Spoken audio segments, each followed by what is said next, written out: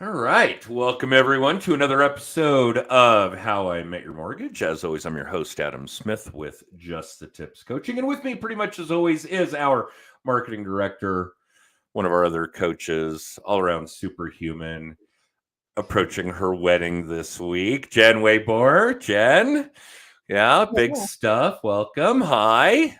Hi. Big week for you. Insane week. Big Absolutely week for insane. all you guys. Although while I was thinking about it, or before I forget, I should say, I was thinking about how cool our intro is to the video cast. The podcast, obviously, you get the audio, but you don't get to see the video. So I wanted to give another shout out because it's probably been forever to Grant Stevens in California, son of real estate and mortgage guru Brian Stevens with the National Real Estate Post. His son Grant wrote us that intro so many years ago now, but still dig it.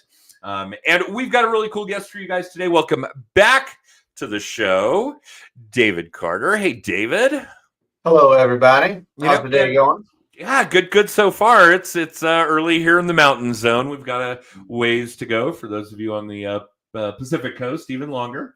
And I was going to bring this up while we were having a little pre-live banter. I wanted to ask how Shonda and the boys were doing, and you spilled the beans that it's her birthday. Yeah. And you're coming up with some ideas on how to make it special for today. We'd already done gifts. She took a big trip, so on and so forth. But yeah, if those of you watching or listening live have ideas for David, please don't hesitate. Put them in the chat, and And also prayers. We'll do both of those. and it's her 21st birthday, right? Of course. Of course, yes. Flip-flopped. So It's actually she turned 32 today, so she's Okay. still young enough that you can say that. all right. No, 29 No, is the I'm not appropriate saying- number. I don't know. No? 30s have been way better I'll to me say than my she's 20s still as ever beautiful were. as she was when she was 23, so that's all that matters. All right. All right. Fair enough. And the boys are doing good? They're doing good, and then I've had another one. So I got a 6, a 3, and a 1-year-old now. I have a 1-year-old daughter. Ah, Is the most opinionated one in my family. So 1 year old. yeah, at 1 year old. Okay. That speaks volumes about her and her big personality and what the future holds for poor David. My oldest is a girl and is almost fully independent. So take comfort in the fact that it's only about 30 years of this to go. Yeah, I mean I'm, 2 heart attacks and college tuition away from it probably. now not we at all. sound like a pharmaceutical ad, but yeah. that's- So, David, it's been a minute since you were on the show. Obviously, because you didn't have a daughter the last time we had you. Yep. So that's a big deal. And if my research is telling me the truth, you've changed your role a little bit. Yeah. So I took over the managing broker position for Call It Close International Realty, which is a virtual brokerage that it started out of Naples. Wonderful people. I opened up the state of Colorado. The last time we had talked, it had just started. So Okay. we had just gone from there. So it's been about a year right now. We are actually growing more in Denver than we are in Colorado Springs. But just kind of like how the market is going right now, where we're seeing a lot of people pivot. They're looking for more ways to keep more of their money. Inflation's high, things like that. Everyone is more thinking about their dollar. At 100% commission brokerage, we have a lot of meetings, a lot of talks, especially on that virtual side and with our residual compensation plan still. But so that's pivoted as a role. As a realtor, probably the only pivot that I've really kind of gone is I've probably gone back more to the investing side. Is that what your research is showing you, or am I just talking? No. This you're ticking all the boxes here, man. Yeah. But yeah, so just kind of the market right now, in my personal opinion, is it's not really going anywhere. So the thing that I'm trying to do more and what I'm trying to pivot more towards is being more educated and better informing the people that are actually in the market, whether that be the agents on inside the brokerage or clients that I work with personally. And we talk about this almost every week with every guest, with every successful professional that we encounter. You have to be doing both sides. You have to be getting educated and you have to be sharing that knowledge. There's no question. And that's what people are hiring you for. You went through all this training, you go through all this continuing education, you go through all this examination. You're supposed to be that expert. Mm-hmm. So you've got to continue to polish that year after year after year. That's a length of your career type of activity without equivocation. And hopefully, well, I don't think hopefully, I think the people that we see survive and thrive are doing exactly that. We were talking a little bit before we went live and how the market has changed, that we think the previous statistics on 80% of real estate agents failing in the first 2 years and 85 in the first 5 years have probably ticked up a bit. And we talked about the fact that there are now less than 100,000 licensed mortgage loan originators in the country. That's a cut by like a third, I think, over the last. Insane. It's insane. It's a big number.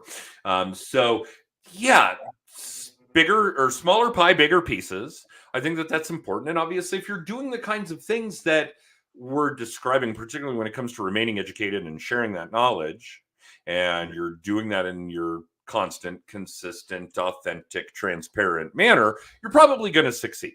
You're certainly going to stay the course.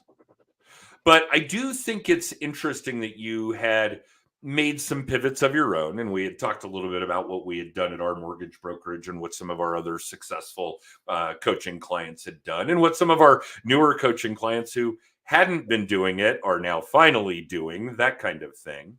Mm-hmm. But I'm really curious about your take on the real estate market in particular, because you had said something that really struck a chord with me, that it has basically stalled or stopped, or I can't remember the exact word that you use. Well, and I think go ahead. Go ahead. And I don't think that it's stopped or stalled. It's flattened out. So like going back to the education part of it. So one of the things that I've tried to educate myself on a lot more is I've tried to educate myself on how to actually price properties. Because now that the market's flat, you actually have to price a property correctly. It's not like you're just throwing it up on the MLS and then 30 people come in the first weekend and give you $20,000 over it. So that that scale of how you price your house so high to when it actually sells and everything like that really does kill it. So I mean, right now, houses still sell. Like I have my Monday morning is whenever I go over all my market stats. So like on my other screen over here, I have market stats that are up. I mean, on the lower end of our market stats for Colorado Springs right now, the lowest segment is still only 28 days on the market. So that, to me, what that's telling me is it's telling me that as long as everything's priced right, as long as everything is actually, updated, it's taken care of, it's done all the things that you actually should do to sell a house, then you're having no problem in this market. But going back to the education part, if you don't actually know what that looks like, what marketing plans actually have to take place, the things that you have to do constantly, like before the show, we were talking about that day in, day out. People that are successful in real estate get up and continue to do the work, even when they don't have that low-hanging fruit right in front of them. Agreed. And I think that what you're describing, I think it's important for everybody to understand, and most of the people that are going to fall within our audience probably do that, for decades, which defines the length of my career because I'm old, and for decades and decades and decades, we've defined a balanced real estate market, no matter where you are, Colorado Springs, Denver, Mobile, Alabama, Anchorage, Alaska, as a 6-month inventory. It's not a seller's market. It's not a buyer's market. Here in our market, and for those of you that aren't familiar with the geography, Denver and Colorado Springs are about an hour apart. They are defined as very separate markets. Jen actually lives like right in between the two, which is really funny. And in the 7 counties that make up the Denver metro area, we're about 4 million of the 5 million people that live in Colorado. we would need something like 30 or 35,000 listings at any given moment to have that inventory. And we've probably got somewhere between 10 and 20% of that. I would guess 3,500 to 7,000 is probably realistic. And maybe we can get some Denver real estate agents to chime in and tell us what those numbers actually look like as we go along here. But we've had an inventory shortage for a long time now. Like long enough that maybe we ought to be redefining the standard, because I don't see any single point of focus that's going to fix that. We have so many things going on, centuries old. We're Americans. We all want to have our own space. Decades old. We've got the baby boomers all living longer, staying in their homes longer. Millennials, all of home buying age and want to be. Builders building at a fraction of the rate they used to. I mean, so many things. There isn't one thing that's going to change that's going to solve the housing shortage. So we probably need to redefine what the real estate market looks like. And I think the last couple of years might be it. I think this kind of is the new face of real estate. What do you think? I mean, I would agree.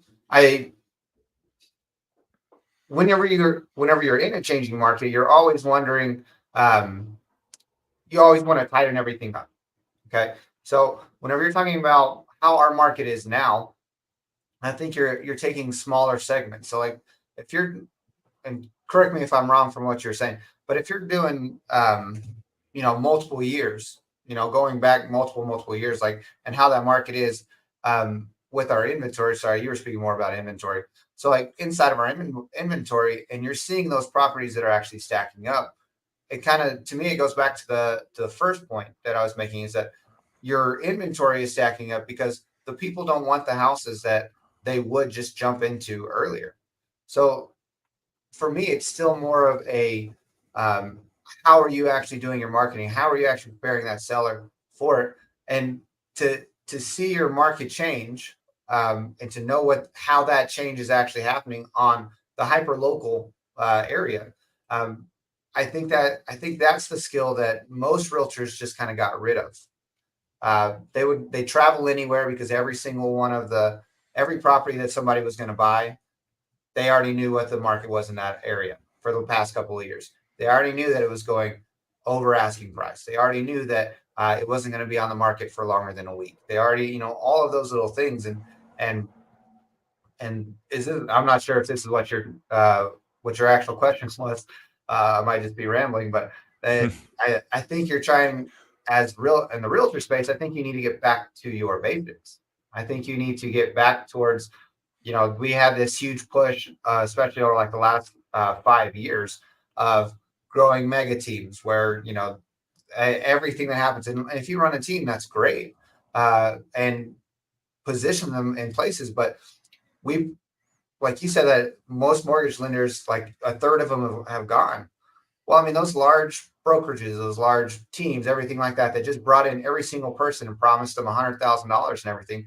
They didn't teach them anything, just sent them out there to go do buying appointment or, buyer showings and stuff. I think that's probably the biggest shift inside the real estate market.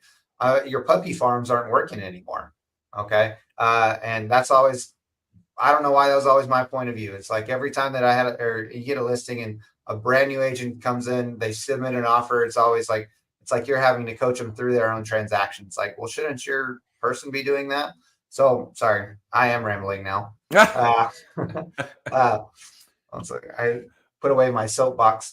But no, so I think in the market, it needs to go back to just such a hyper local market. I think we have focused too much on the national, almost in a sense. And I think the people that are succeeding and will continue to succeed are focusing just on their specific market, their farms, their those places where they are experts actually in.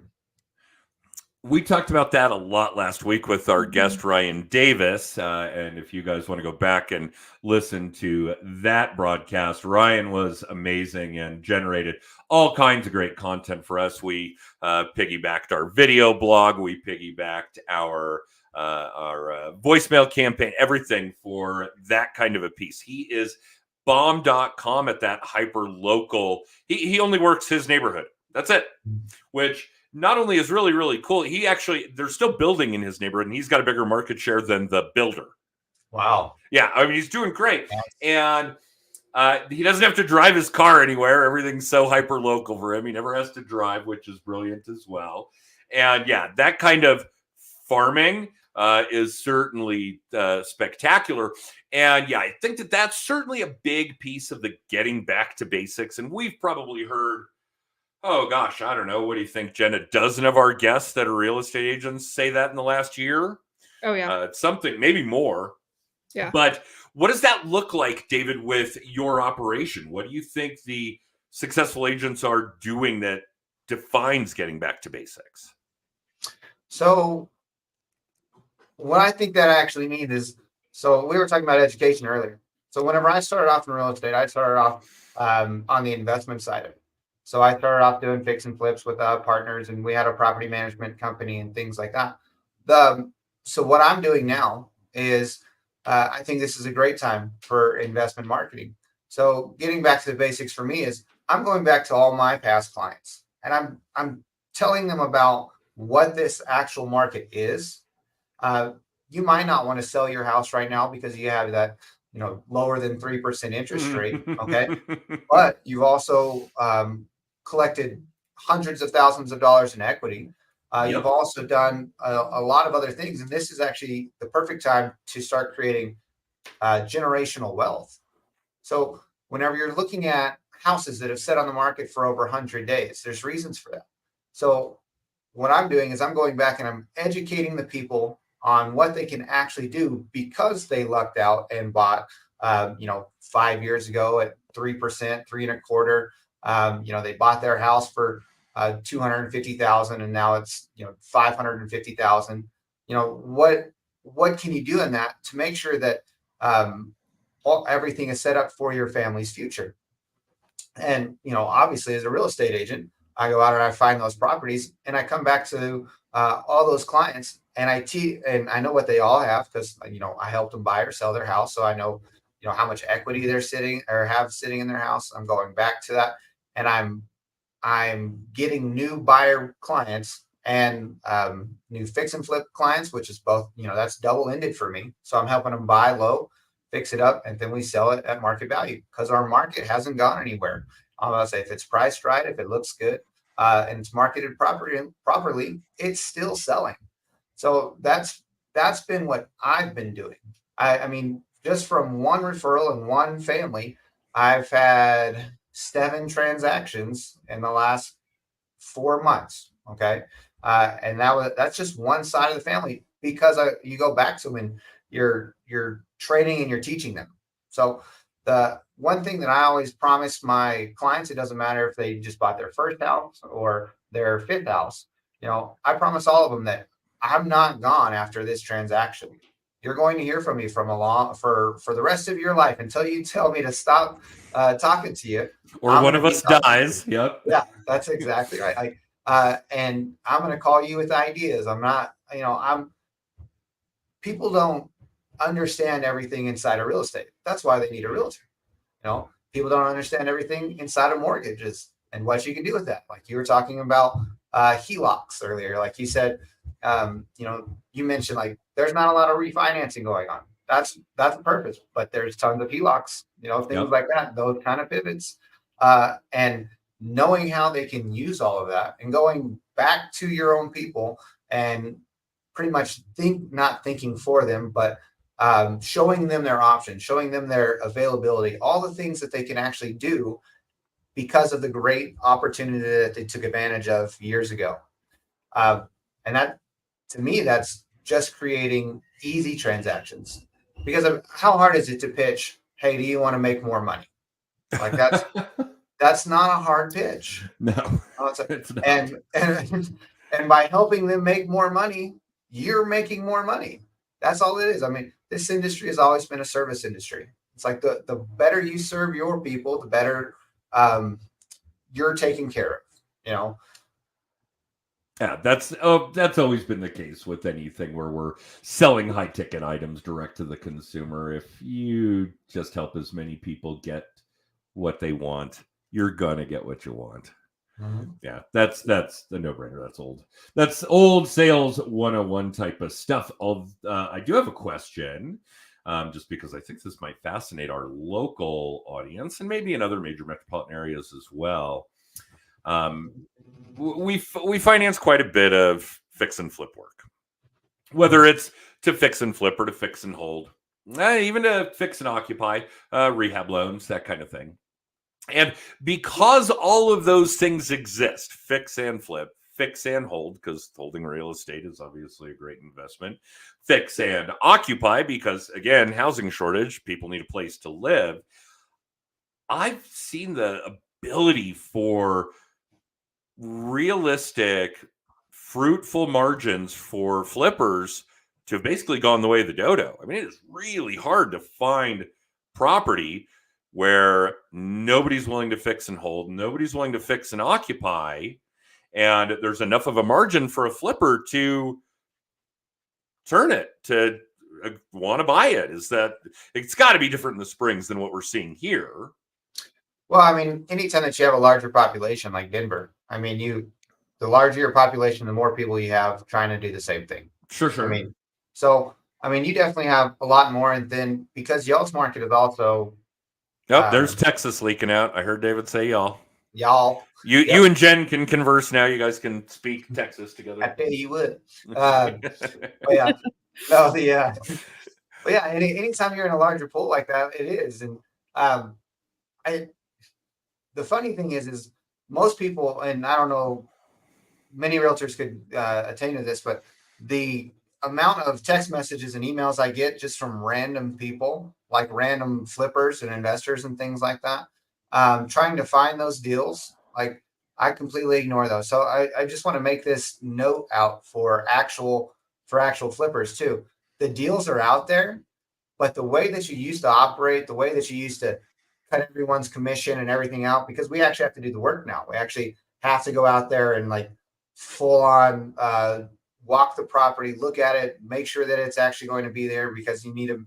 Obviously, you can't predict the market down the road, but you actually need boots on the ground. You can't send out 1,000 offers to everybody and just lowball everything. 67% of your ARV or all that kind of stuff. Like you need to go walk the property. So whenever you're talking about like the opportunities that are there, the opportunities are there for the people that are going to do the work, because how the property is marketed in the MLS always depends on the other agent. I would say what you can actually do with the property whenever you see it, and the things that you can improve, the highest and best use for that property. All of those things are mostly figured out on the ground when you're there. So I just had a first flip the guy's ever done in his life. It was marketed as a single family home in Old Colorado City, which is a high touristy area here in Colorado Springs. Um, but whenever we walked the property and we went to it, it was marketed low, but it had an entirely separated basement. So it was a duplex, marketed as a single family home, because because the realtor was out of Boulder that listed in Colorado Springs and had no idea. We bought that house for, I want to say it was either 335 or 345. I can't remember off the top of my head. 60 grand into it. We sold it 525. All right. She probably hired an appraiser out of Lyman. So Yeah. yeah. Something like Please don't do that. Please no. don't take listings where you don't know the market. No. I could not think of two different markets than Boulder and Colorado City. Wow. Yeah. And it is kind of so the opportunities for flippers, especially is to actually go and do the work. I mean, it for as long as I've been in real estate, it always surprises me whenever people want to buy things that are, that they have no idea what they are, in states that they don't live in or anything. And don't get me wrong, that works for a model, but like you still need someone there that you know, like, and trust. Like, I'm not saying you can't buy properties in other states. I have investors that do that constantly, but you need someone that's actually there, that's actually doing the work and actually boots on the ground and can look at that and look at all the opportunity that's actually available. It's Well, not. if But we're investing, if we're flipping, if we're buying long-term rentals, if we're buying short-term rentals, the bottom line is the dollars, Mhm. right? It's an investment. I don't care if the house is painted pink. I'm not going to live there. Yep. So when it comes to our investment clients, it's really strictly about the data. What is that margin? What is that cash flow? What is that ROI? And that's not something you can just take a shot in the dark on. No. You've got to be able to give your investment clients hard data, good data, so that they're making informed decisions about what they want to do. That's the job. Very, Well, very different with the owner occupant. That's that job's of more course. psychologist, shrink. Yeah, I mean, anything that you're going to occupy, you're going to be emotionally tied to. Right. I would say on the investor side, whenever you're doing whatever it is, whether you're buying it for a long-term holder, fix and flip, like there's no emotion in there. It is just the numbers. Um, and you mentioned something, and it's left me now, but also just kind of going back to it because it is just the numbers. The number one thing that I see um, new flippers lose money because of, or new investors, is because they usually make the property too nice because they have no idea how that small area is. They drive in and they're like, okay, well, I have to make it this nice to meet these properties, but it's still a very small area. You still need to, like, if you put in a ton of landscaping and the whole area has no landscaping kind of a thing, you just spent money where it doesn't need to go, and you have too much money allocated inside of your budget. And then it might help it sell faster, of course, but at the same time, like it's not. It is just a dollar thing. Congratulations, you made it really pretty, but you lost 5 grand, 10 grand, whatever it is, on all these little projects that you're doing because you're just buying it. If you're not seeing it, in my personal opinion, if you're not seeing it or someone you trust isn't seeing it, you're buying it on a whim. I Hmm. mean, how many real estate, how many times have you looked at real estate in pictures and it's looked really pretty? And then you showed up at the real estate and it ain't that pretty. Like it's professional I photography. have That's great. purchased property sight unseen, but got very Yeah. lucky. Would not take that risk again. Yeah. I don't know. That's, to me, that's really what that's how our market is changing. How often are you doing this? How often are you running the gamut of your client database and bringing them up to speed on how much equity they have, what they could be doing with it? What do you think that cycle looks like? How many times are you investigating that over the course of a year for each client? Once or twice? So I do it in quarter 2, and I'll make all my phone calls. And the reason I do it in quarter 2 is because the first thing that goes out for me is, hey, you have so much equity inside your house. Did you want to sell this? And maybe even look up, it's a great time to sell your house because our market hasn't crashed. But it's also a great thing. That. Yeah. It's No, it also, hasn't. yeah. And it's a great thing because now you can actually negotiate your next offer. So now you're not fighting everybody that's trying to go into it. So that's the first campaign that would go out. And I'll do that with everybody. But Q1 kind of shit. do what? Quarter 1. Yeah, the beginning of quarter 2 is usually when I do that because Okay. you're June, July, and August in Colorado just because of weather and everything. And I like my holidays. I like to snowboard. So if there's snow out there, then I try to spend as little time as possible actually in my office. So, but that's just me. Someone could probably prove me wrong on why I probably should do it in Q1 instead of Q2, but Maybe. yeah. But that's whenever I'm actually having those conversations, and the data is all. I mean, just inside of my inside of my CRM, it's constantly pulling market reports, anyways, for every single property. So I go to my CRM, I filter all my previous clients and click through their home reports. So I immediately have a basis on where it is that I'm going to start from, just from, because the automation, it doesn't get you to exactly where you want it to be, but it gets you like a good idea, Sure. not that I've seen any market tank, but if they've only increased, 1%, 2%, I know that person's not like looking to sell their house because all their equity is going to go towards the fees that or the commissions and fees that they pay to sell it, you know? So it just it really kind of depends. And then later on in the year, whenever I'm talking, if I've already had that conversation and everybody's like, no, I don't want to sell, then I go back to them and I'll have the whole conversation about, well, why don't we use your equity to do something else? But so the first off is for selling, trying to get through the actual selling season of Colorado. And the second one is like, okay, well, the slower our market gets because of, summer's gone and winter's coming. Well, then I have more power to negotiate on those other homes. Because one thing that a lot of people don't want to do, especially like your owner occupied flips and things like that, is they don't want to do the work in the winter. They don't, nobody wants to be painting their own house in December in Colorado. So little things like that. And it really kind of depends. I try to have quarterly calls with all of my past clients. So I try to call them every single quarter anyways. So I'm already having a conversation with them, personal conversations, not like I don't call them every quarter and be like, hey, you got this much equity in your house now. How about selling it this quarter?